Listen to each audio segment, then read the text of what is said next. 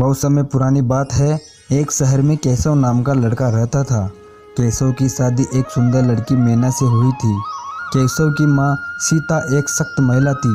मैना के ससुराल आने के बाद से ही सीता और मैना में कई बीच में बातें होने लगी थी। मैना एक तकनीकी सोच वाली महिला थी, जबकि सीता सुंदर पारिवारिक विचारधारा की महिला थी। इस कारण दोनों के बीच में अक्सर छोटी छोटी बातें पर झगड़ा हो जाता था। मैना को नए ज़माने के कपड़े पहनने पसंद थे, लेकिन सीता चाहती थी कि वह साड़ी ही पहने।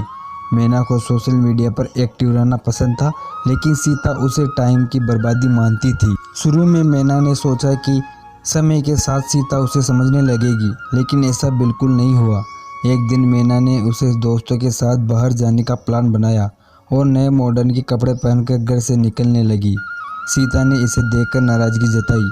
बहू, इस घर में सब ये पहनने की आवश्यकता नहीं है, तुम्हें हमारी इज्जत का ख्याल रखना होगा। मैना ने जवाब दिया, माँ, ये सिर्फ कपड़े हैं, हमारी इज्जत हमारे कर्मों से होती है, कपड़ों से नहीं। सीता को यह बात बिल्कुल भी पसंद नहीं आई और उन्होंने गुस्से से मैना से बात करना ही बंद कर दिया। केशव ने स्थिति को संभालने की कोशिश की, लेकिन उसकी माँ और पत्नी दोनों ही की जिद के आगे वह कुछ भी नहीं कर सका। दिन बीतते गए और दोनों के बीच में दूरियां बढ़ती गई। मैना ने सीता को प्रसन्न करने के लिए प्रयास किया, लेकिन सीता हर बात पर कोई न कोई बात निकाल देती थी। एक दिन केशव ने प्लान बनाया। उसने अपनी माँ और अपनी पत्नी के बीच में विवाद समाप्त करने के लिए एक अच्छी जगह जाने का आयोजन किया। उन्होंने सोचा कि अगर वे सब एक साथ समय बिताएंगे तो शायद उनके बीच की विवाद कम हो जाएगा। केशव, मैना और सीता दोनों पहाड़ों की सुंदरता का आनंद लेने के लिए एक स्टेशन गए। वहाँ एक दिन मैना ने सीता को कुछ सुंदर चीज़ दिखाने का सोचा।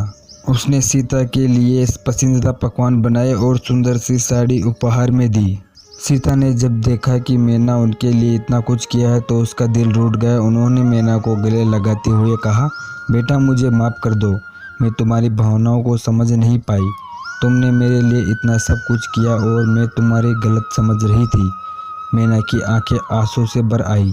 उसने सीता से कहा, माँ, मुझे भी माफ़ कर दीजिए। मैंने भी कई बार बिना सोचे समझे आपसे कैसी कैसी बातें की है। हम दोनों को एक दूसरों को समझने का समय देना चाहिए था।